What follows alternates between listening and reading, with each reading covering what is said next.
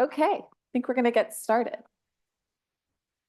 So, hello, everybody. Thank you for joining us today. I'm Shelley Welton. I am the Presidential Distinguished Professor of Law and Energy Policy here at the Kleinman Center and also at Penn Cary Law. And today we're going to be talking about just transitions, which is a topic that's near and dear to my heart, and I think to a lot of people here. There's a growing recognition that the response to the climate crisis must be embedded in justice thinking, that mitigation and adaptation approaches should not create new or entrench old injustices.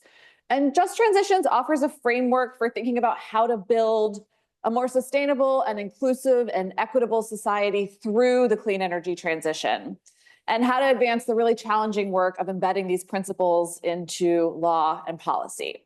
So we're pleased to have Kirsten Jenkins here to tell us a lot more about this topic. But first, I'm going to tell you a little bit about Kirsten. So Kirsten is a senior lecturer in energy, environment, and society within the School of Social and Political Sciences at the University of Edinburgh, Scotland. She's also a 2024-2025 visiting scholar here at the Kleinman Center. So she's spending the week with us here on Penn's campus and doing a range of activities. Kirsten is a sustainable development and human geography scholar with research interests that center on energy policy, energy justice, just transitions, fuel poverty, and sustainable energy provision and use. I also learned about her this week that she herself has sheep, bees, dogs, and something else. So she's like living the walk here. What's that? Pigs are coming. Pigs are coming this winter. Her work is highly cited internationally and is featured in high-profile outlets, including the Intergovernmental Panel on Climate Change's special report on global warming of 1.5 degrees Celsius, and numerous government publications.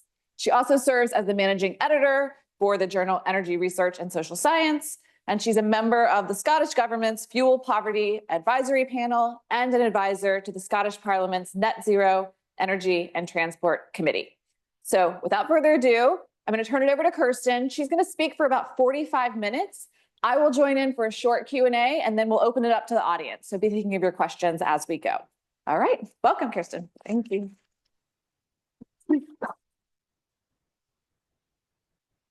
Thank you very much for having me. I'll start with an excuse. I didn't pack for a professional lecture very well. I should be wearing a suit or a nice dress or a nice skirt, but here I am in linen melting in America because it's hotter than it would ever be in Scotland at any stage. So with my info, maybe my dress sense will introduce you to my style, which is participatory and full of humor and very unprofessional in a number of ways. So feel free to interject at any stage. I will give a at some point. It's like we planned this in advance. So thank you so much for the introduction. You've done a wonderful job of summarizing my various different roles, and I would invite you all to ask me at any point about any of those roles. I'm going to talk about my academic work primarily today, but I'm also really happy to talk through what it's like to engage with Scottish politics and what it's like to engage with the world of academic publication, the best publication, I might add. But first, I wanted to start with a participatory moment. So I want to ask you what seems like a really, really unfair binary question, and then you can judge each other's responses, okay? So it's a hands up task. So the options are, put your hands up if you believe in climate action as the biggest priority. That's option number one. Option number two is put your hands up if you believe in justice as the biggest priority, okay? So hands up for climate. Oh, judgment. Okay, hands up very confidently for justice. Okay, more people are justice. Right, I'll come back to this later. I hope you remembered what the people around you have said. It is an important moment, as I say, of judgment. Okay, well, let me start by what I think is happening at the moment. So a lot of the energy transitions literature over the last couple of decades has been really technical in its approach. So thinking about energy systems transformation primarily as a shift from one source of energy to a shift of another, along the lines of physics, chemistry, hard engineering, mechanical engineering, so on and so forth. But what we're going through at the moment is much more of a normative turn, as we would call it. So an orientation of our energy transitions literature towards questions of justice, questions of what is and questions of what ought to be in that transition, how we fundamentally transform to the type of future that we want for a lot of people. And we can see that happening, that trajectory, for a number of years. As I say, it comes through things like the creation of the Energy Research and Social Science Journal, which has only been around for around, don't quote me on this because I should know, 10 years, something like 10 years. And this is, the line that you opened with. It's really a growing consensus that when we're transforming, when we're thinking about climate outcomes, we should be embedding justice thinking along the way, and that we should be sure that we're not making the situation worse or creating new injustices with the actions that we take. So fundamentally, that is the baseline of my work, is thinking about how that meaningfully, what does that look like? And how do we always make sure that the conversations we're having about transitions are just ones? And this is one of my sheep. Okay, this is very exciting. So this is Scythe. I have 5 sheep, and they all are named after different lawn cutting apparatus. So this is Scythe. I also have Flymo, Strimmer, Lawn Fleet, and Deer. You're very welcome to visit them in Scotland. But she's here to represent this landscape. I'm going to teach you a Scottish word. The word for a mess, like she is, would be a burrick. She's in a burrick. She's in a tangle. And that is the state of the justice literature to some extent.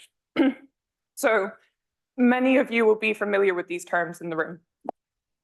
You'll have heard of environmental justice. Put your hands up. Yeah, almost everyone. Okay, what about climate justice? Yeah. Energy justice? Pretty good, pretty good. Just transitions? Pick your favorite. No. Those terms have a really interesting trajectory in history, right? So if we start with environmental justice, and we're saying the origin of that is where we are now, America. It's starting in 1980s, 1970s, perhaps. It's thinking about books like Dumping on Dixie. It's thinking about the unequal distribution of things like high polluting industries next to groups that are socially marginalized relative to others. For example, those that have ethnic minorities, those that have lower educational statuses. And that literature sets the foundation of much of what comes next, but is differentiated in different ways across those themes. Climate justice arguably comes in around 2000 with the Climate Justice Summit, perhaps came up in your Climate Week that you just had here in Penn, and is thinking about that as a different scale of international responsibility. Some of the same concepts, but a different way of thinking about justice at a different lens. And then the energy justice literature, which I spend a lot of my time writing about, comes next. It comes around 2013, some may say, with an article that I wrote during my PhD. But actually, thought of a couple of years before that as well.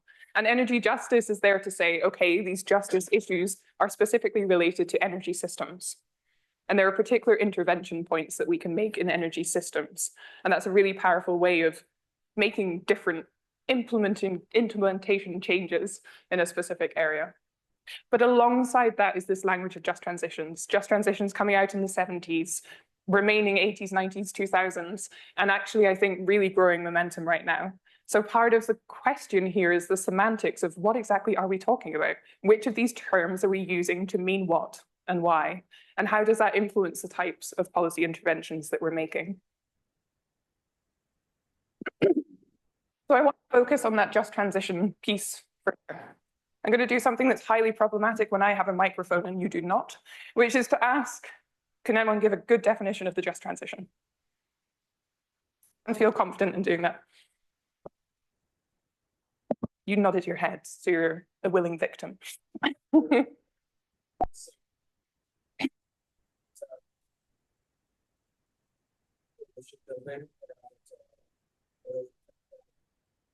Generally says defined as a transition that foregrounds justice for frontline, fast line. Okay, so for those that didn't hear that, perhaps at the back of the room, talking about blue-green transitions, we're talking about oil and gas, we're talking about workers in particular, we're talking about protecting them in the transition that comes to renewables. So very much a labor movement focus. Everyone else got a different definition? Yeah. You liked it? Okay, labor focus. What I'm going to do is take you through a couple of different ways of thinking about this, and then I'll take you to Scotland and how we're playing around with these different concepts.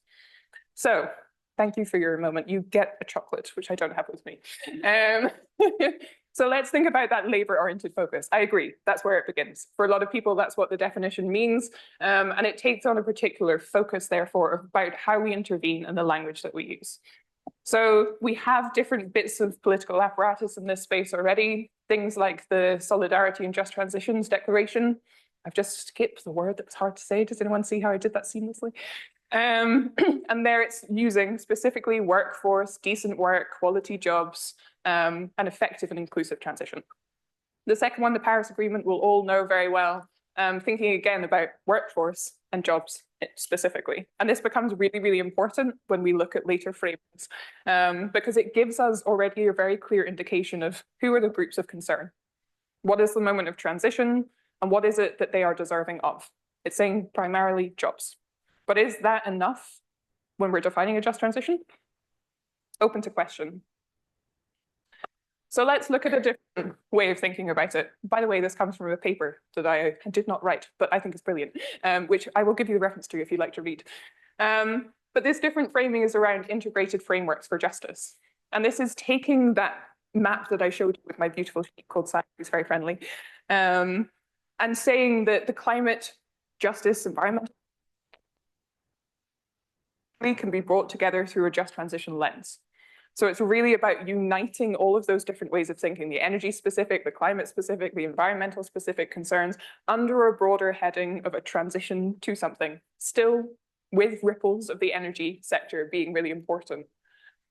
And for some of you, I reckon that's probably the definition that you have, but you didn't put your hand up, and that's okay. It's a scary space. I disagree with this vehemently, but you can ask me about that in questions. Okay, anyone read this for fun in the evening? Anyone know what this is? No? It's the most fun you can have on an academic day out. This is the multi-level perspective for socio-technical systems written by Frank Giels, who did not hire a graphic designer to help him with the presentation of his conceptual theory. And I was warned about using tiny images and not being visible on slides, so here you have it. The idea is not that you're supposed to read it. The idea is that we'll show you another way of thinking about the just transition. And that is that we are going through a process of change that can be mapped conceptually as something that's happening in this socio-technical space that I mentioned before. For a very, very rapid rundown, what we're saying is that there's technological niches or social niches that become created, an electric vehicle, for example. And we want that electric vehicle to break through into the mainstream world of vehicle use.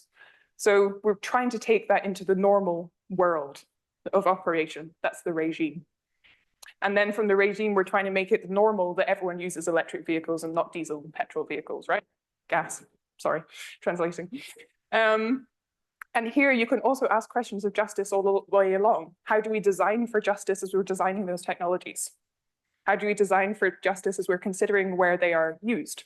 For example, are EV chargers in the right place so that people with disabilities can actually get access to the charger if it's in front of their vehicle? Do they have big enough spaces to get around the side of their car to plug in or not? And that is something that happens in Britain all the time that we fail to think about. So you can design for justice at that stage. You can also think about holding to account injustices at the regime level, and we can think about normalizing justice as a landscape thing. I could give an entirely different public lecture on that, so come back to me with a further invitation. Okay, and then we have a governance. A different way of thinking about justice, again, just transitions. And here we're thinking about the structures for successful just transitions. And there's a lot of language here that pops up very regularly. There are common ways of thinking about this. We often talk about local engagement, compensation, community ownership, empowerment.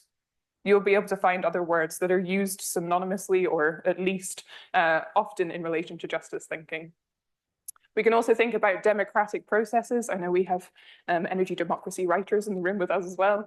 And participatory governance, which I'm showing you today by asking you to put your hands up and interact with my humor. And here again, there's different ways of engaging. So you have things like the just transition mechanism, and I'll give an example later of the Scottish Government's work in this space and some of the funding that they award.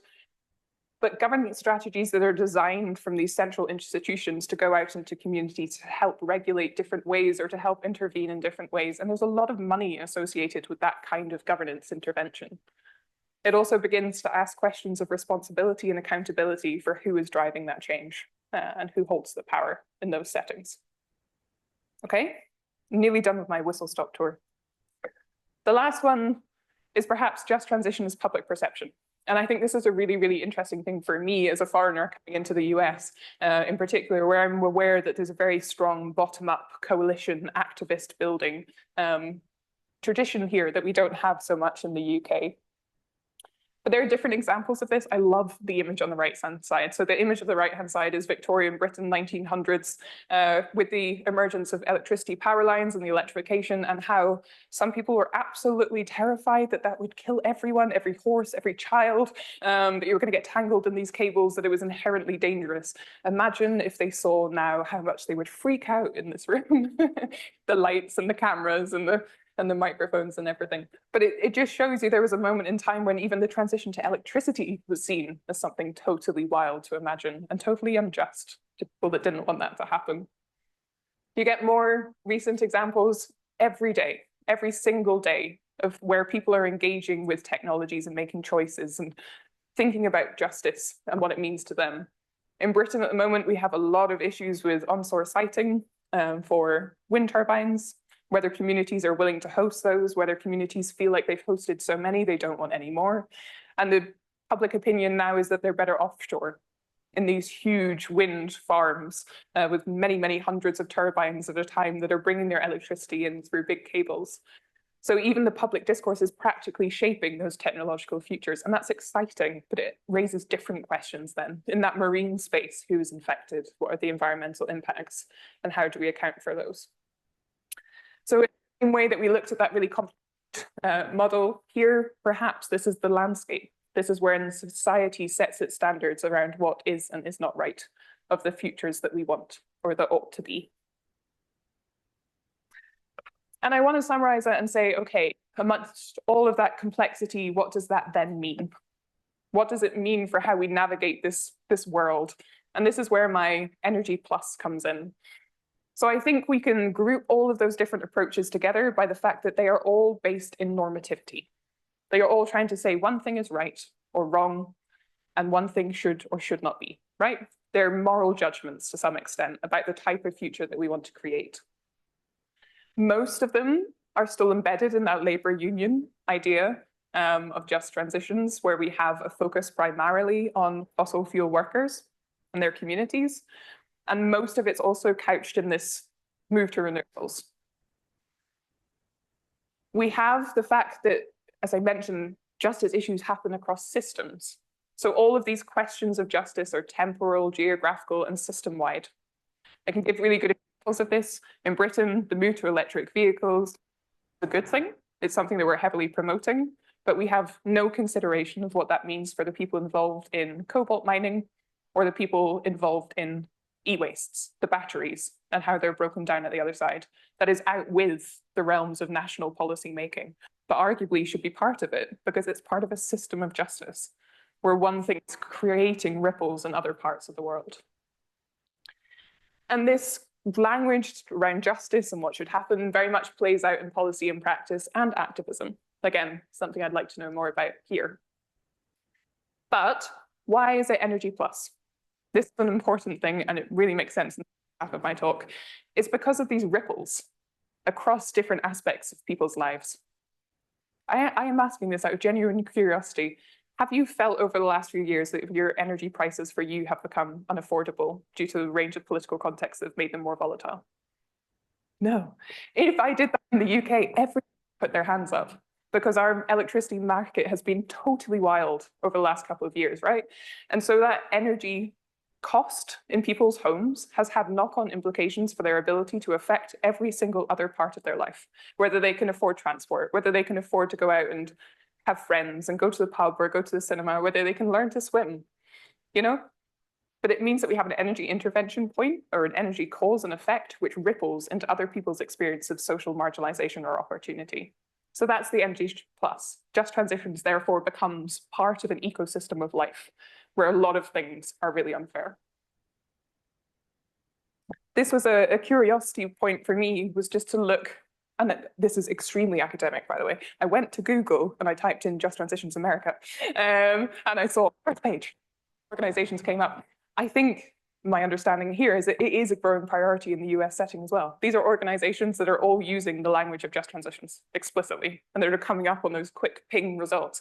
And you'll see perhaps the diversity in those, and that they'll also be coming, as I have shown, to the just transition from different points, whether it's governance for an organization like the Department of Labor, or whether it's about that public perception and acceptability for Oxfam and making assumptions there.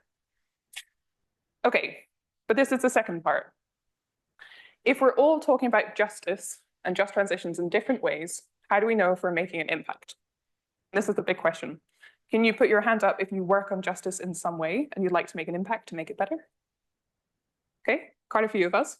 Yeah, someone's like, maybe you'll be convinced by the end.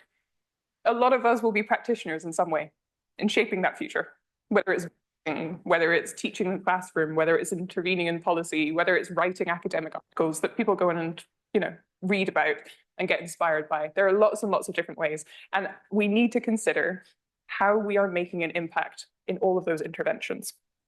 This is where I get to Scottish politics. Anyone ever been to Scotland? Yeah, best country in the world? Yes, yes, yes. Okay. What's happening in Scottish politics? This is like a tourism sales pitch. We have just transition principles. They're embedded in our Climate Change Act. So they're very explicitly written in that space of climate and justice interaction. They're mentioned in our program for government, which means that there is a priority that people have to, they're being considered long-term across a number of different areas of government policy making. We have a draft energy and just transitions plan, which has been a draft for an embarrassingly long time and will be published, I don't know when, we can place bets. And then we have just national planning frameworks, funded measures. Think again of the governance strategies. We have a just transition fund, which is a £500 million investment over 10 years. And at the moment, a lot of that money is being pumped into the northeast of Scotland, near Aberdeen, where a lot of the oil and gas refineries and network are based. And then we have this Just Transition Commission. And they were established in 2018. They're an independent body across various different areas of expertise. So we have academics on that, we have practitioners, we have people working in agriculture, people working in fisheries, people based on islands, people that are focused in the energy sector and so on and so forth, all again fundamentally working towards understanding what just transition means in Scotland, what the current policy practice is, and how they can scrutinize if we're doing enough to make sure that justice does actually sit across all of those various different bits of apparatus. But it's a tense time to be asking about the just transition. I put up this picture of the current acting cabinet secretary for net zero, Gillian Martin, because she has a great jacket on, which is, it's maybe not the most flattering picture, but she could look more Scottish. She maybe have a haggis on her shoulder. But we had an evidence session with her the other day that was really, really interesting, where she came along and she said, the scale of the societal changes needed for a 75% reduction in emissions by 2030 would not be fair or just on people in society. It would cause serious impacts across communities and hit our people exceptionally hard. Therefore, we cannot achieve them. So what she is saying here is it's climate or justice first, climate second, right? So for all of you that put your hand up, you also get a prize if you chose that option. No, I'm kidding. But it just shows that that decision is making real political traction at the moment, where we're saying we will go a little bit slower on our climate action to make sure that people, communities are protected along the way. So it plays out on a daily basis. And what I've been doing over the last couple of months is working on a project that thinks about that political system in a little bit more depth and the choices that we're making. So I want to talk you through that just briefly. It's funded by the Just Transition Commission. This is my academic research because it's also run through the University of Edinburgh. And we have a partner called the Tavistock Institute of Human Relations. They're based in London and have some very entertaining conversations where they know nothing about Scotland whatsoever. And the project here is really to provide theory of change for Scotland, covering all sectors of interest and the measures of the Just Transition Commission to monitor the extent to which Scottish Government is achieving its aims. That sounds very ambiguous, but what it means is we are starting with the Scottish Government, all of the actions it's taking, all of the language it has around just transitions. We're working with a group that's meant to independently scrutinize them, and we're asking questions about types of progress they're making and how they're evaluating and monitoring it. And the answer is they are not evaluating it at all. So on the right-hand side, you'll see this little beautifully flow diagram. But this is the work that we're taking them through. We're trying to think about the problem of the just transition as it exists in Scotland, think about the mechanisms of how we actually affect change in that setting, think about what a just outcome looks like, think about the impact that that would then have, and then think about the ultimate outcome. And the ultimate outcome could be something like a vision, right? An imaginary. Yeah. An imaginary. And actually, this is a really good moment to take stock. If you, again, Google image just transition, it will come up with beautiful little diagrams with wind turbines and people on bicycles and holding hands and little green roads and trees. Is that our imaginary of a just transition? Maybe. Maybe it is for some. Maybe it isn't for others. Maybe there's no wind turbines for some people. Maybe there's no bicycles because they're dangerous, but we want electric vehicles. Maybe there's less biodiversity. Don't think anyone would agree on that. But you know, we still need a vision and imaginary of what we're trying to achieve. So, mechanisms, I promise, are absolutely thrilling things. By mechanisms, what we mean is a combination of resources and by mechanisms, we're thinking about the clusters of actions that we can take to affect change. What we've done for the Scottish Government and Scottish Just Transition Commission is to think about what mechanisms exist for making the work towards a better just future. And we've come up with 6 of those. The first is that you should embed just transition across all policy areas and levels. So thinking right down to councils, thinking about, well, you don't have councils, do you? What's the council equivalent? Like local authority? What would you call that? Like a city? Local government? Municipality. So from a municipality up to a federal body, state body, those scales translated to the context in which I am and which I shouldn't. So making sure that the language ripples across all of those different areas. We think that one of the key priorities is identifying and safeguarding vulnerable and affected groups beyond probably just workers, other people that are vulnerable, perhaps because they can't pay their electricity bills or gas bills. You in America don't have a problem with that in this room, but there will be others that do. We think that there's a procedural element around stakeholder participation, where there's a dissolution of control, where communities and different social groups are able to participate in what their future should be, right? And take more power. And that's a really interesting ask of a government, to effectively think about a political future in which they have less say on what that political future looks like, because the structures are devolved further down. We think it should be about managed and principled economic innovation. I'll give an example here. So back in the 1970s in the UK, we had coal still. We had a Conservative government and we had a nationalised energy system.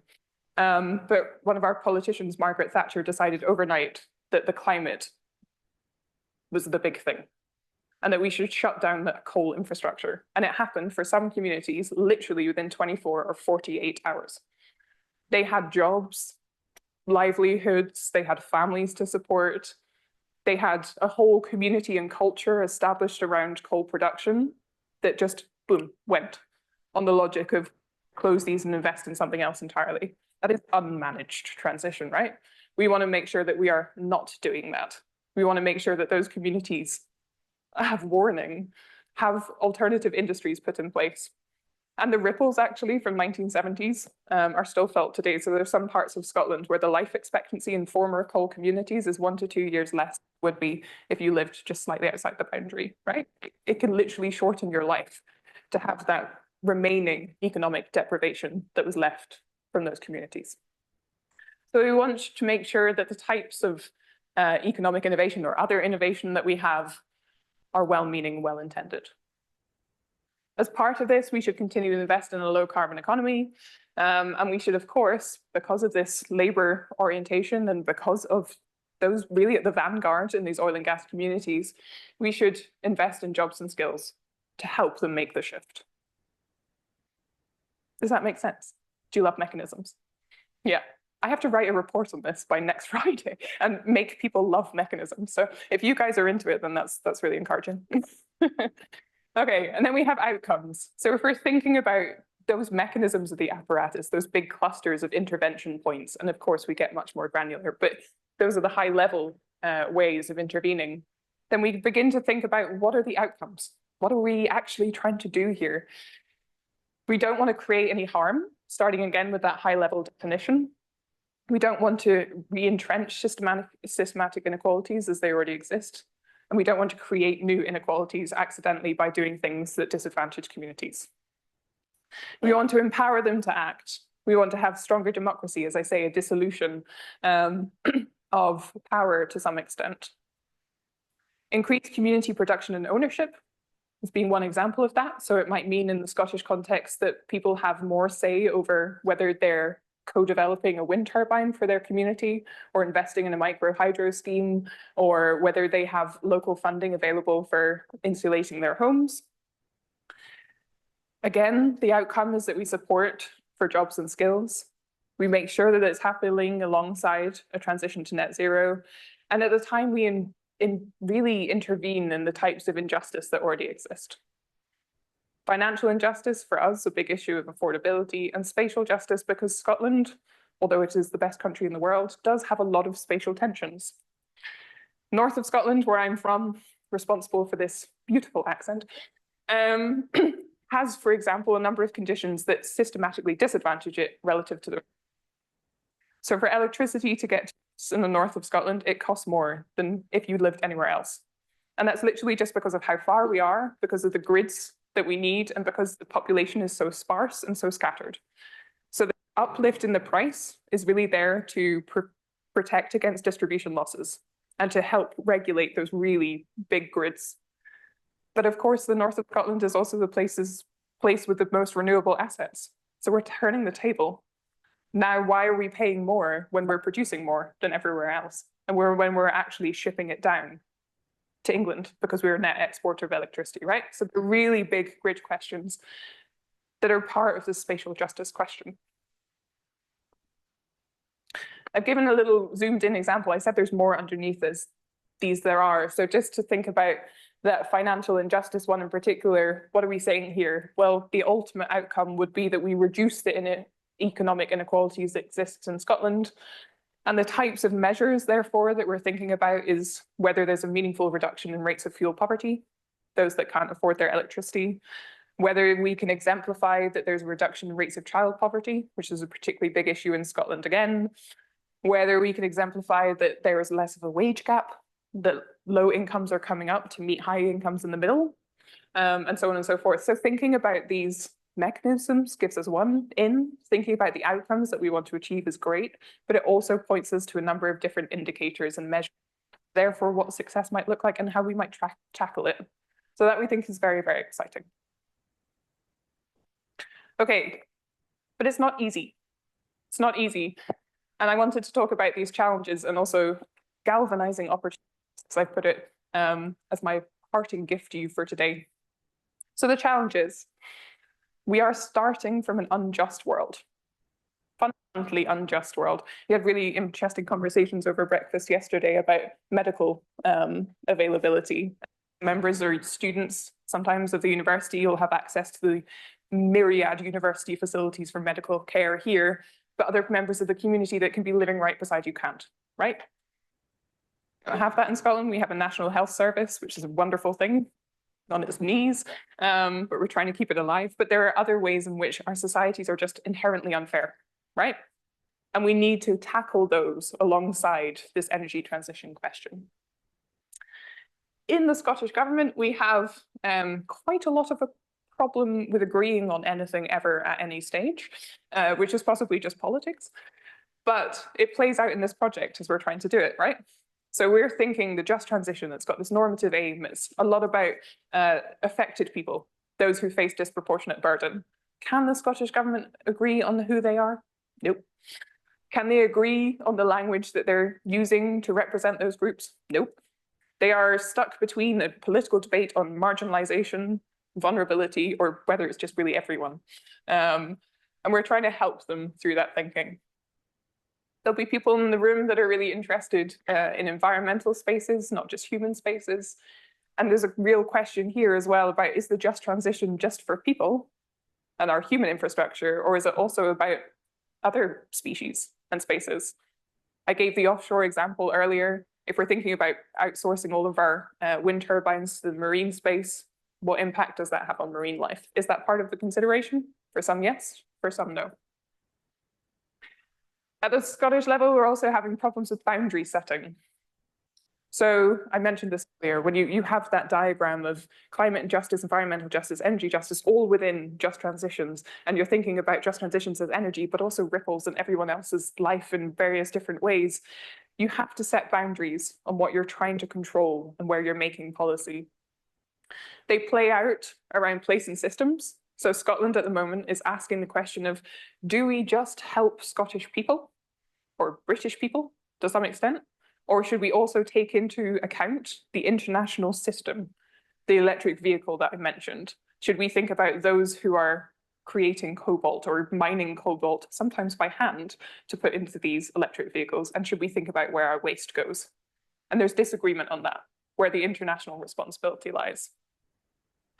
There are questions of temporality. These names will be totally foreign to most of you, but Grangemouth is an oil and gas refinery in Scotland, the biggest one that's just about to close down. And Hunterston is a big new electric battery investment that's about to go ahead. And we have questions of protecting everyone that's coming out of Grangemouth that are in that high polluting fossil fuel setting and making sure they're okay, but also making sure that what happens in Hunterston is just. So you're looking forward and looking back. Whether it's about net zero and just transitions, I've mentioned how we actually measure some of this stuff. Where are the data for who is working on which sector? It gets really granular at this point, but it's really interesting. Just how little we know about how the world functions and who does what in order to make it do so. And then there are some elements that are really, really hard to measure at any stage. I mentioned empowerment, engagement. What does it mean?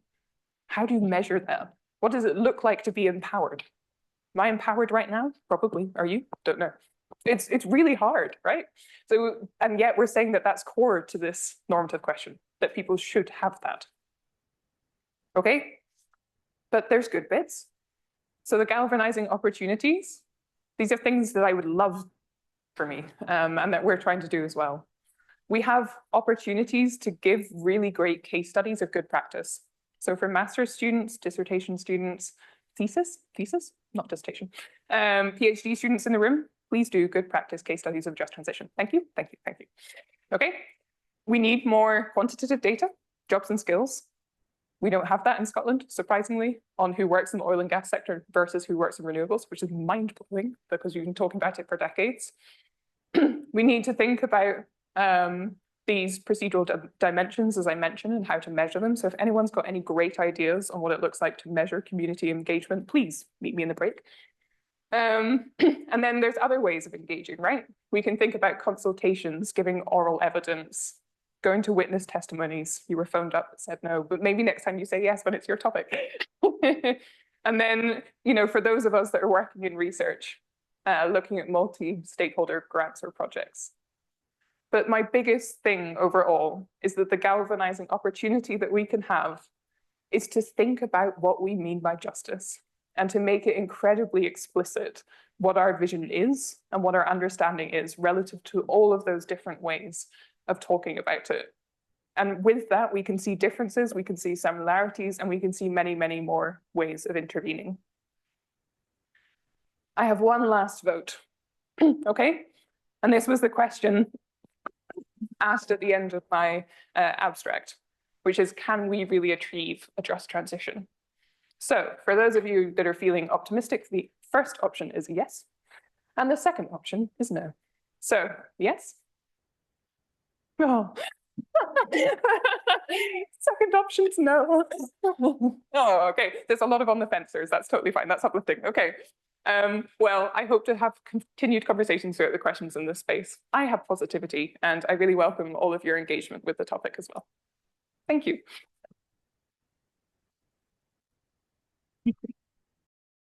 All right. Thank you, Kirsten, for that fantastic talk.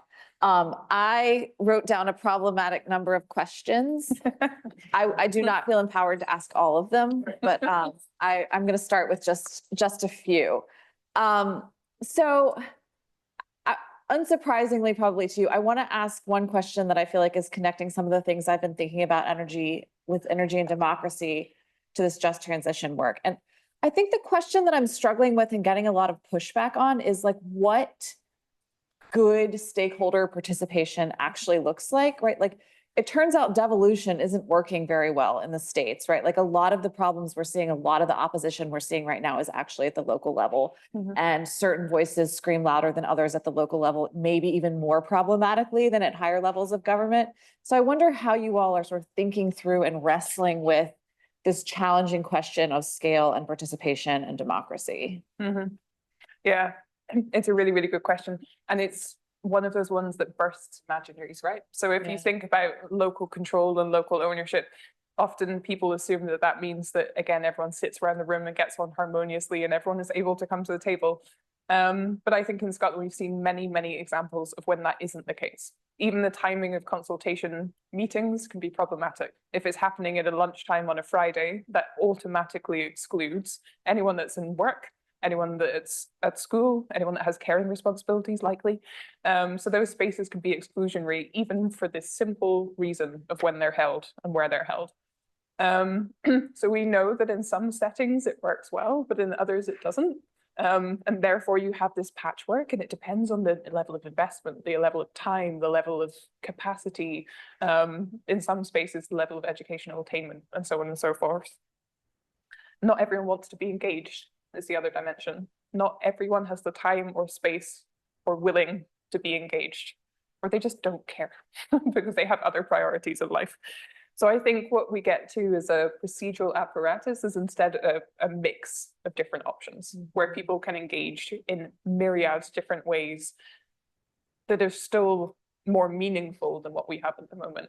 And that might be that, okay, you don't go to your local community town hall to make a decision, but you instead engage in a citizen jury. And that citizen jury is funded by the government. So you can go and you can take time off work to do that. And therefore you can help shape that policy future. Or it might be that the types of votes that we're giving at local areas actually have more meaningful weight behind them around the types of resources that are allocated. But I agree that it's something we need to discuss in more depth. Yeah, future research. Okay, so another question that I had that I think this is really like a transatlantic question, maybe. So it's been really tricky to get labor on board with just transition sort of concepts, practices in the US, right? And I mean, like, I think labor unions are pretty split in their support of the concept here. And, you know, I can really like deeply sympathize with why. Like, we are not producing clean energy jobs that look anything like sort of the union jobs of old. And it's been a real tension point for us, right? Like clean energy developers, it turns out, don't naturally turn into good job providers without sort of political contestation. So I'm wondering if you're seeing the same dynamic in Scotland, if there's ways that you've started to move past this sort of what I feel like is a real impasse for us here, or just like what are the politics of labor around, you know, getting on board with this concept of just transition? Yeah, again, I have a really good question. I have students working in this space, doing research around people that are transitioning from one space to the other in the role of labor unions in facilitating that. I think union engagement in Britain is quite strong, especially in Scotland. The language of just transition is not alien language, but for an everyday worker, it is, right? Again, what does a just transition mean to me on a day-to-day basis? And it's often something that doesn't translate to someone that isn't in a type of room like this, where we're talking about concepts and theories. But they are concerned about the parity of jobs, as you mentioned. So it's not just whether they have a new job, but whether it pays the same, whether they have the same protections, whether it has the same benefits, whether it has the same pension. And in many cases, the answer is still no. And the other thing that we have in Scotland is the difficulty of training and certification in order to work across those spaces. So you would have, for example, a certificate for working on an oil and gas platform for your health and safety. You would need to retrain to do the same if you were going to work in renewable infrastructure. And yet it could literally be the same platform that's been repurposed. And the expense for that comes at an individual level. It's often footed by the worker, and it can be 100, a couple of £100 or a couple of £1,000, and they have to renew that certification every so on and so forth. So we have union engagement, and we also have union pressure for things like skills passports, which can help workers translate across those spaces much more readily. And we also have concern not just for our workers, the people that identify as Scottish or hold a British passport, but the many, many international workers that end up working on Scottish oil and gas rigs, and making sure that they're protected and exposed to the same rights as our national, people. So it's there, but it's, again, a really politicized and interesting space. Okay, one other sort of substantive question that I wanted to ask about. I was interested that this didn't come up in your talk at all, because I would have predicted that it would, is what we call the federalism dimension. I think you might have a different word for it in the UK, right? But like, one of the big conversations happening in the US is that states and the federal government are definitely not all aligned on just transition priorities, and states among themselves have really different contested priorities in this space. And so the sort of question of what levels of government should be doing what and what they're empowered to do. And so I'm just sort of curious about how that plays out in Scottish politics versus UK politics. Like, I sense that there is also a difference, and I wonder how constraining how constraining UK politics might be on Scottish politics, and if that's like a force you're grappling with. It is on a daily basis, yeah, in every way. No, it's a really good question. We in the UK obviously have a microcosm of what you have here. We have 4 different national groups, right? Wales, Northern Ireland, England, Scotland, all interacting with the UK and Westminster government. In Scotland, we are partially devolved, for those of you that don't know this. So we have the right of control over some aspects of energy transition, but not over others. So we can control, for example, the amount of renewables we invest in, but not the grid infrastructure, which is regulated by Westminster, which is logistically maddening when you're producing so much renewables that you're waiting for a Westminster government to invest in the grid network to get them to where they need to be, right? So we're physically constrained in a lot of ways around what the transformation actually looks like. But we're also politically constrained about the conversations we can have. So Scotland, with our Just Transition Commission, with all of the Just Transitions policies I've mentioned embedded in the climate change plan, etc., is doing a lot of work in this space, and England is doing none. They do not have the equivalent. And I gave the example to some of the students that are in the room from earlier, looking at fuel poverty, for example. In Scotland, we think of fuel poverty, people that cannot afford their energy bills, as being a result of the type of property that they live in, their energy behaviours, their income, and energy prices. In England, they think of fuel poverty as only related to the energy efficiency of your property, right? So they've just got a totally different way of measuring this, and a totally different way, therefore, of thinking about who's vulnerable and who needs help. And working across those political spaces is therefore really, really challenging when you can't agree on what it looks like, and therefore you can't agree on how to measure it. Yeah. Okay, this is my last question, I promise. So this is stepping back from the substance. I'm curious, just one of the things that I admire most about your work these days is the way in which you're doing both academic work and like really direct policy engagement. And I'm wondering how the direct policy engagement has made you think differently about your academic work or approach, or sort of how you conceptualize the challenges in a sort of more like, how has policy practice informed sort of your intellectual engagement? Yeah, a good question. I, in some ways, find it quite depressing, and in some ways find it quite motivating. So I think being in the inner sanctum of watching how policy is made and how policy is scrutinized can tell you really, really interesting lessons about the potential for academic engagement. It tells you perhaps where the pressure points are, who the people are that you should be talking to, what types of evidence they actually engage with, because it is not, I'm sorry to say, master's theses, PhD theses, or academic papers, for example. So there's lessons in how to translate what we're writing and how we're engaging across those spaces. I wrote a paper on this that got accepted today. So if anyone, yay, if anyone would like a copy of it, I'm more than happy to share. But yeah, it's definitely a two-way dialogue. And for anyone that has the opportunity to work across those spaces, I highly recommend it. Or if you work in one and can't work to the other, find a buddy that exists in the other, because there is so much to learn across the two. Okay, let's open it up to the room for questions. Simon seems very eager. Yeah. Ooh. I should have had this during my definition question. Thank you so much. My son is studying at St. Andrews. I've Went been to St. listening Andrews for 9 very years. intently, or extra intently. So I really agree with the struggle. Yeah. And I've been surprised at how my inner pessimist has been coming out in response to what you're saying. So it's been really kind of weird for me. I think I can boil down a question or a bigger question into just one aspect of it. One thing I've missed is reference to the fossil fuel industry as a player. And so the way that I thought to formulate this question is to ask is, have you seen or do you account for what we could call justice washing after climate washing, in the sense that if the fossil fuel industry sees an opportunity to slow things down, they will have a perverse ability to exploit that. Yeah. Yeah. You're absolutely right that it's a concern, and I think it does happen.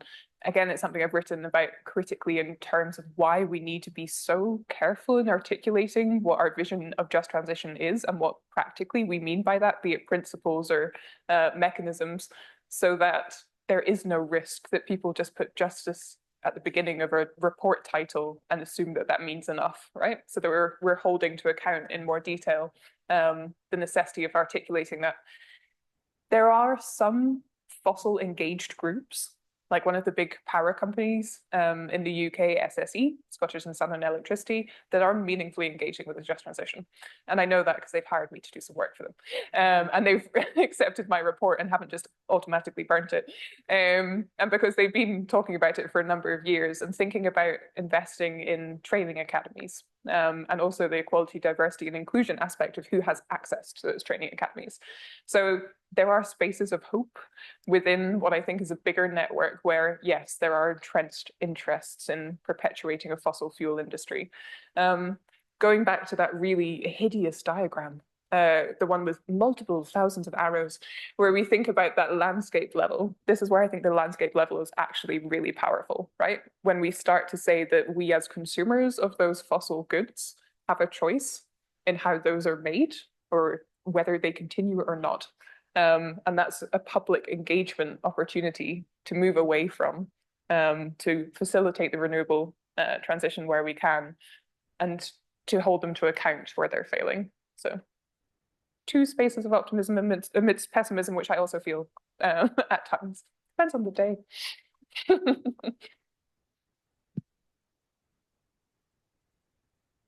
Thank you very much for a very interesting and provocative presentation. I noticed you didn't say much about compensation. And I wonder if you could talk a little bit about that, the appropriateness of compensation provisions or structures. It seems to me, and I don't want to put words in your mouth, that most of your strategy or approaches are sort of mediation approaches where you look at how to mediate adverse impacts on marginalized or disadvantaged groups. And we certainly want to do all those things. But at the end of the day, supposing they don't work to the level that we had hoped, and people are still disadvantaged and to an intolerable sense, how should we think about compensating them or not? Yeah, excellent question. So I don't have it on my slides, but when you think about principles of justice, if we're thinking of the energy justice literature, you would have a number of different principles or ways of considering it. Distributional justice, procedural justice, justice of recognition, that'll be familiar to you, some of you in the room. There's also another key tenet for some people, which is around restorative justice. So exactly that question of where things have happened historically that have been incredibly unequal, how do we make sure that those wrongs have been corrected? And where things go wrong in the future, how do we make sure that people, are compensated in some way? So it is there. There are interesting case studies of where it does and does not happen already. And it's something that we've asked for in the Scottish Government setting. I have literally sat in a committee meeting with the Net Zero Energy and Transport Committee and said, where is the money going to come from? Like, what are you setting aside for these communities for when they, for example, launch a legal case because you've missed your climate targets and they're flooding, or because you know, your well-meaning plans for giving them an alternative industry didn't work because the industry backer, pulled out. I don't think they're practically thinking about that to the extent necessary. And it's also a question not just of government responsibility, but industry responsibility in that space. How much should these big multinational energy companies or industry agglomerates set aside? Can we make regulation that says that they have to have a suitable compensation and restoration fund?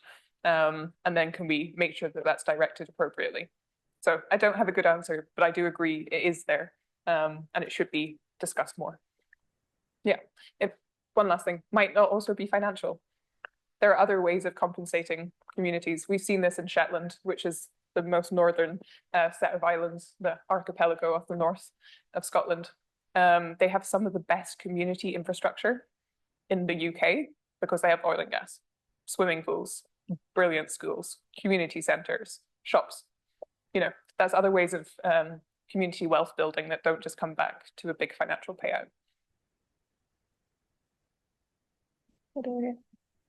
Thanks. Thank you for the fascinating presentation. I've got a very applied question. Yeah. To kind of translate some of these justice tenets maybe to kind of a real world application. So here in Pennsylvania, there's a big debate on whether the state should enter RGGI, the Regional Greenhouse Initiative, the multi-state kind of cap and trade program that puts a price on the carbon emissions of the power sector.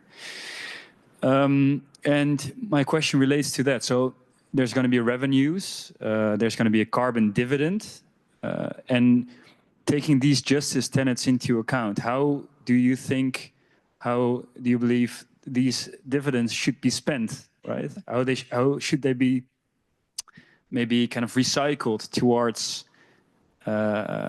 groups that have been affected by it? How should they be compensated? Could you perhaps reflect on that? That's hard. Yeah. Can I have lunch? I know. No, it's a really, really good question. And in some ways, it's very personal, isn't it? And it depends on, so let me answer it from a personal perspective. And this just talks about my normative orientation. I am pretty liberal in the sense that I feel like everyone should be equalized in society, right? And I am deeply concerned across all different contexts about the people that have substantially less than the people that have more. And the people that have more should all be taking responsibility to use less. And the people that have less should be given opportunity to use more, right? So we redistribute across those spectra. So if I were thinking of where the benefits for that system should fall, then my default is to think about who are the vulnerable people that need it most. And what does it actually look like? Does it look like the provision of social care? Does it look like mediated access to medical spaces? Does it look like a living wage type mechanism where you can earn enough that you can for sure pay your bills, right? Or a social tariff like we would have in the UK where your electricity rate would be subsidized. I'd be thinking about that. But for other people, it might be fundamentally different. And again, this is where this procedural space comes in. Who is making that decision?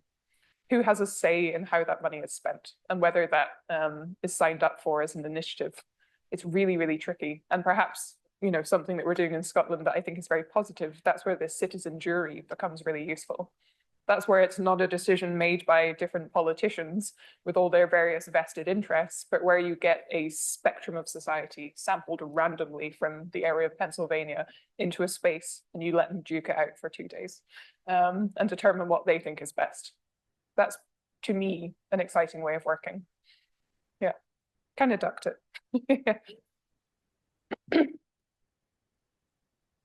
Hi, thank you so much. I'm really curious to hear, how does technological advancement and private capital allocation fit into just transitions and what you hope? I think I really am, so irrespective of politics, I think about SpaceX and the way in which that has started out as a private endeavor, but then eventually has become a public joined with the public as well. And that's become that the technology has sort of led a lot of now what we think is possible in the policy afterwards. And I guess I'm just curious, how does technology fit in your model?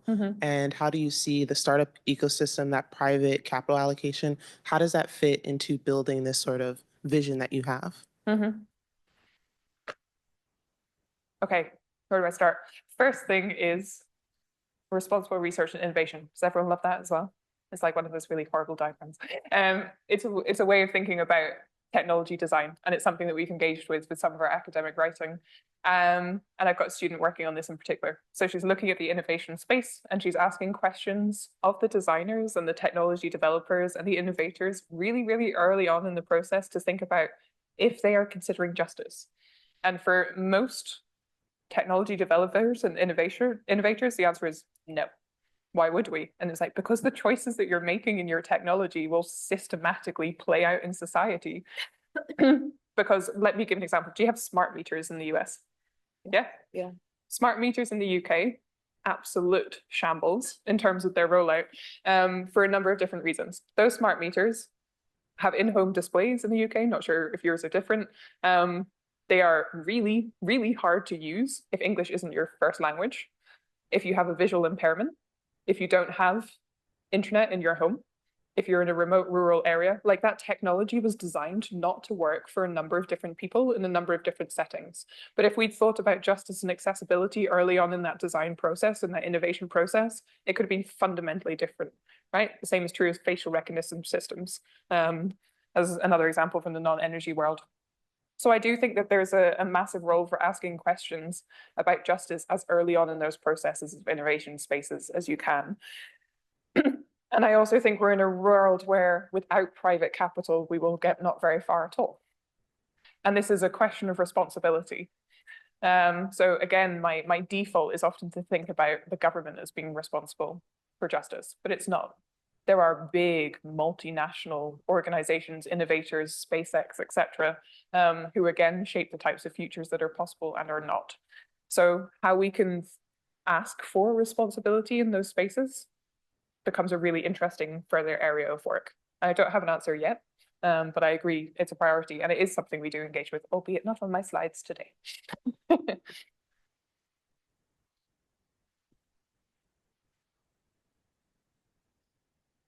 Thank you. I'm curious around the resources question that you just mentioned, as far as people that having more potentially using less and people that have less having access.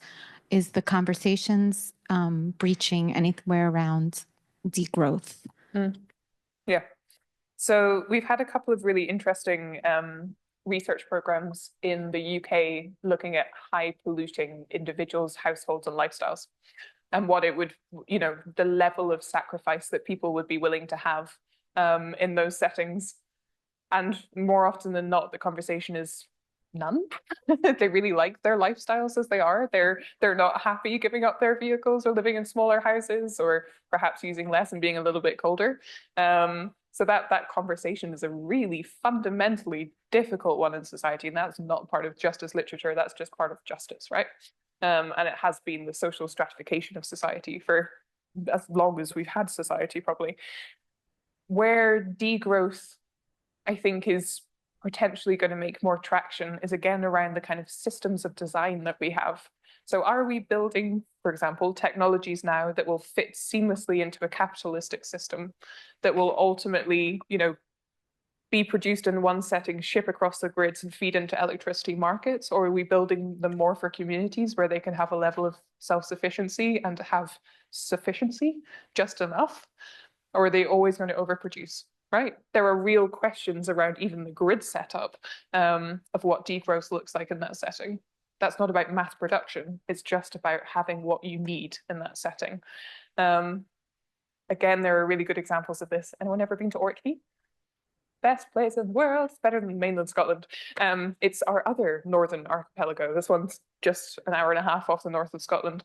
They produce exponentially more electricity than they need. And for some of the islands there's about 73 populated islands. They would love just to be able to have their own microgrid and to live off that, so they have more resilience. But the way that the grid structure works doesn't allow them. So we need to think about literally ownership, control, fundamentals of technology in order to get to a level perhaps when we can make degrowth practically happen. Yeah.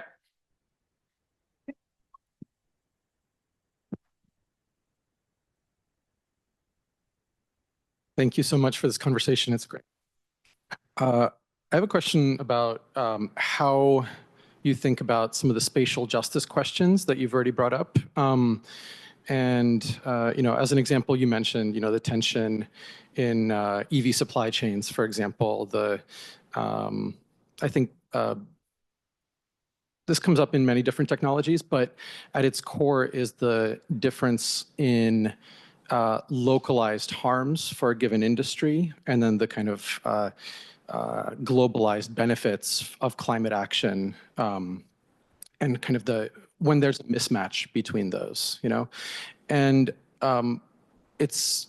it's interesting in the U.S. context, thinking about kind of the legacy of environmental justice coming out of specific contamination fights, or fence line communities really dealing with localized pollution as the driver, versus kind of a newer wave of climate justice concerns for frontline. Differentiate by energy technology when unpacking the kind of quite sophisticated and complex specific questions of a given supply chain or pollutant or energy source. The ones that are quite salient right now in the US, which there's not a lot of good environmental justice consensus around, are, for example, the role of hydrogen and the role of carbon capture vis-a-vis kind of legacy fossil installations, and what that means for their continued operation or transformation versus the local nearby communities. So just curious about your thoughts.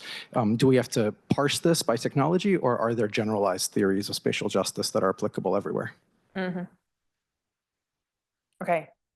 The first thing I will say, always great on a recording, there's no such thing as a perfect setting for justice. Like, there's no perfect justice outcome, right? There will always be winners and losers. And that's partly dictated entirely by the types of spatialities and geographies that we're talking about. I give classic examples every time I say this. Nuclear power stations have to go next to bodies of water so that they have water to cool their reactors. Therefore, they're coastal. Wind turbines will go where wind blows. Cobalt only comes out of certain places, right? So the nature of spatial inequality is absolutely inherent and undebatable. So we have to work with the context in which that is the case. What I think we are incredibly bad at, and I say we, probably assuming that all of you are also bad at this and haven't got the answer, is to think about governance across those life cycles.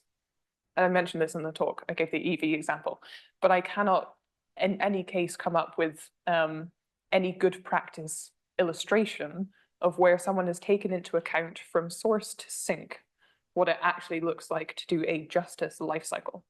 People do environmental life cycles, people do life cycle analysis, people do carbon analysis, source to sink, but there's no such thing as a justice analysis yet.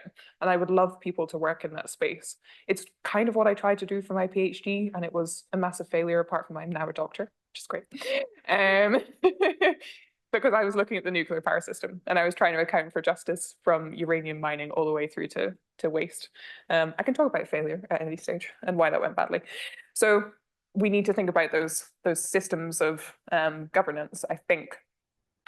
And you're right that those justice debates, if we were to think of them in the life cycle analysis way, should then feed into the decisions we're making about technologies.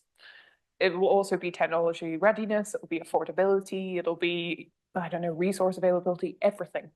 But justice should be part of one of the decisions made on what we take forward and what we do not. And there will always be an argument there for both you choose the lesser evil, but you also choose the one where you could meaningfully engage with justice dimensions all the way through.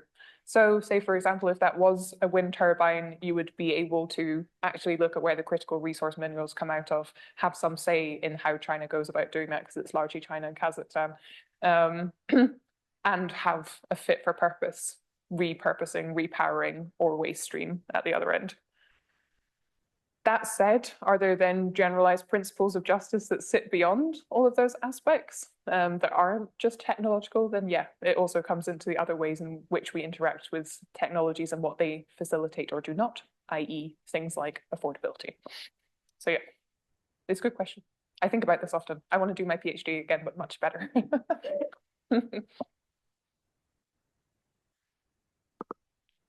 Okay. Thank you all so much for joining us today. The presentation was recorded. It will be available on the Kleinman Center website tomorrow. If you want more on this topic, be sure to subscribe to the Kleinman Center for Energy Policy podcast, Energy Policy Now.